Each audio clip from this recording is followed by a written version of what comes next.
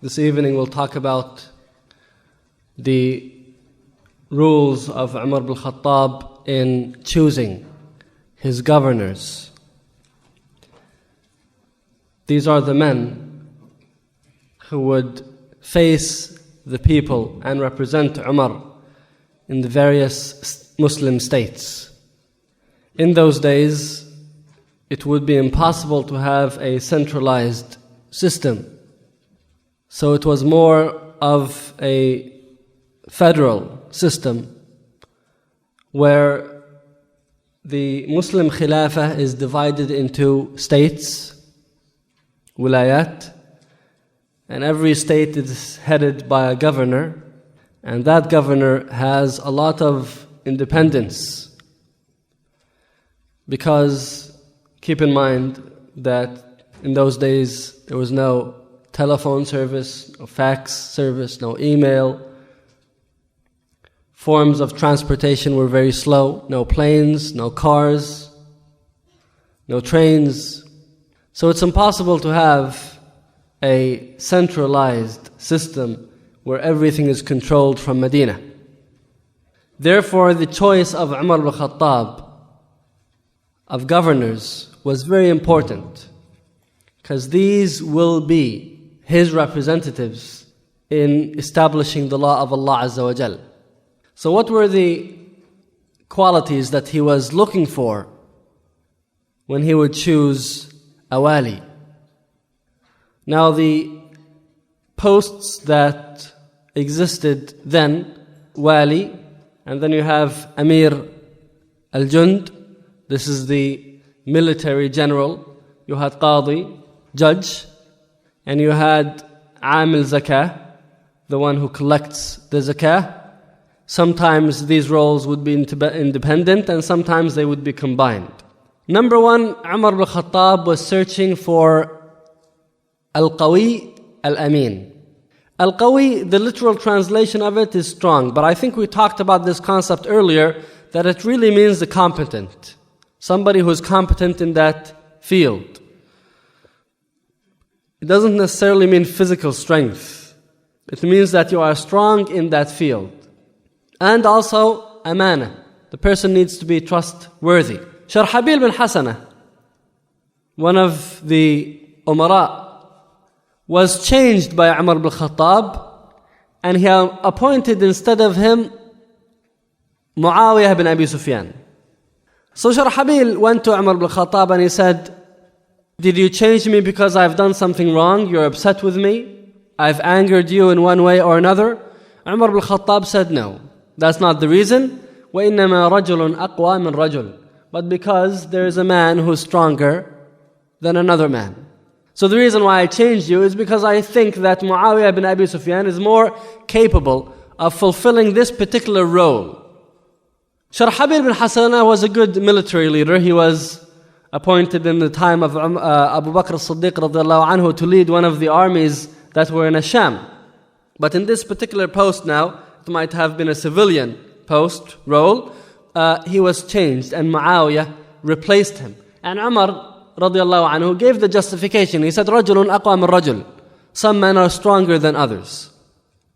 In fact, there's another story that Umar ibn Khattab was asking. He said, who is better? A mu'min, muttaqi, who has taqwa, but is weak? Or somebody who is strong?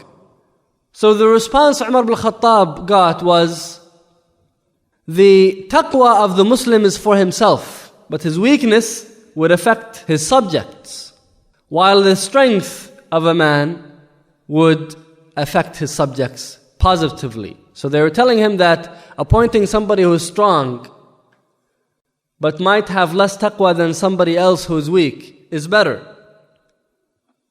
Now obviously we're talking about here relative scale of taqwa. We're not talking about somebody who's fasiq.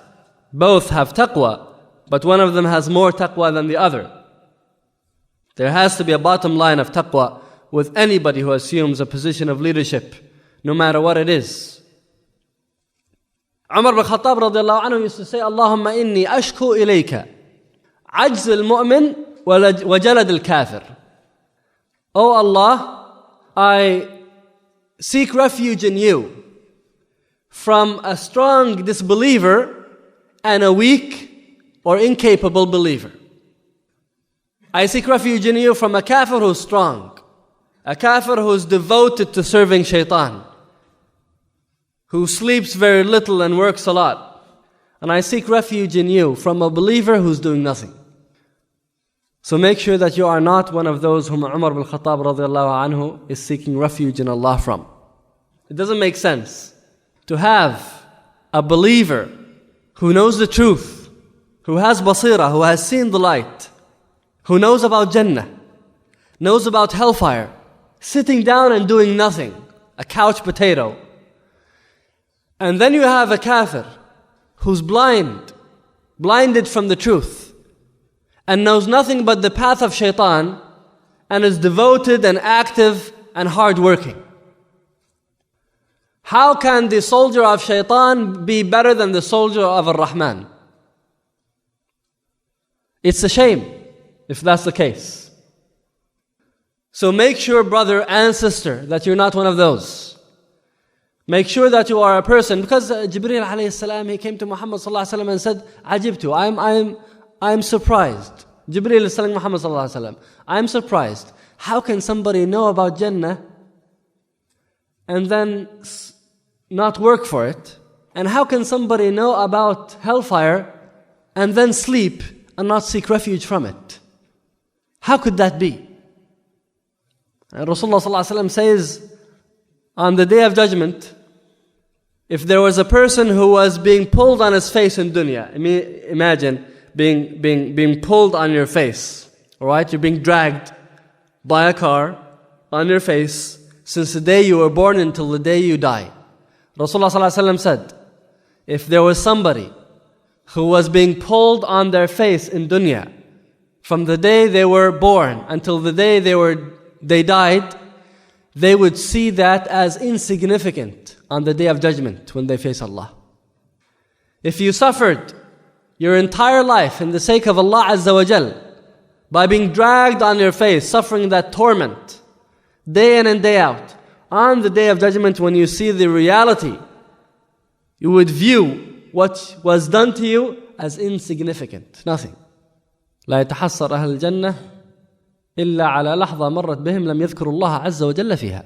The people of Jannah don't regret anything but a moment that passed by them in dunya and they didn't mention the name of Allah.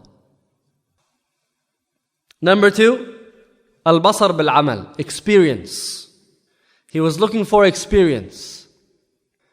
He was about to assign someone to the post of a wali, and then they told Umar ibn Khattab, and apparently they told him this as a praise of this man. They said, this man knows no evil. Umar ibn Khattab said, if he doesn't know evil, then he might commit it. And he refused to assign him to that post. Umar ibn Khattab wanted a man who was experienced, who knows about ashar, knows about evil. Because if you know about it, you won't fall into it. Umar ibn Khattab was not interested in finding what we would call today a nerd or a bookworm who's sitting at home, studying the books, doing all of the sharia ilm, but doesn't know what's going on in the streets. Because such a person would be inexperienced. He would be shocked by reality. He has an ideal view of the world.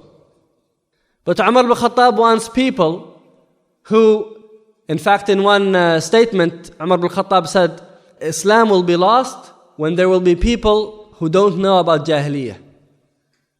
He said, these generations that are being born in Islam, and they know nothing but Islam, they don't know Jahiliyyah, they are the ones who would lose Islam. Why? Because they don't know the bitter taste of Jahiliyyah. They haven't tasted it. ليس الخبر كالمعاينة. Hearing about something is not like seeing it.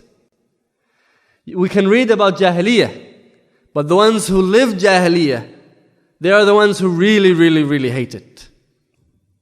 And that's why you would find that an ex-smoker hates the smell of cigarettes more than someone who never smoked in his life.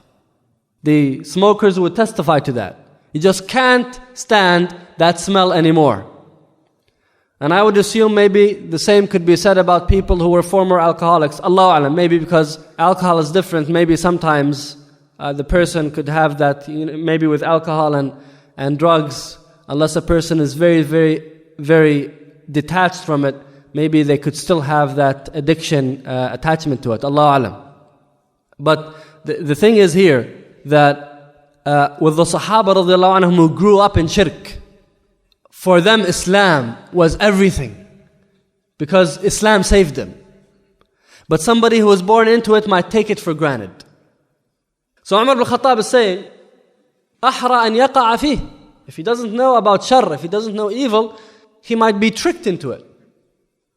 So Umar ibn Khattab is looking for people who are experienced, people who cannot be tricked, who cannot be fooled, people who are not naive or gullible, people who know the haqq and they know the batil, and you cannot fool them. Number 3, and this was one of the conditions, he would never appoint a relative, even if they were qualified. One of the most qualified men among the Sahaba was Abdullah bin Umar. And his name was brought up in many nominations. And Umar ibn Khattab would respond to them harshly. Once he said, I want a man who has these qualities, 1, 2, 3. The man said, I have him. I know who that man is. Umar said, who? He said, Abdullah bin Umar. He said, قاتلك الله ما أردت بذلك وجه الله. May Allah kill you. You don't want the face of Allah with that statement. You just want to make me happy. Even though the man might have been very sincere in that suggestion. Umar ibn Khattab ruled out having any of his family assume positions of responsibility. And the most beloved of his family to him was Abdullah.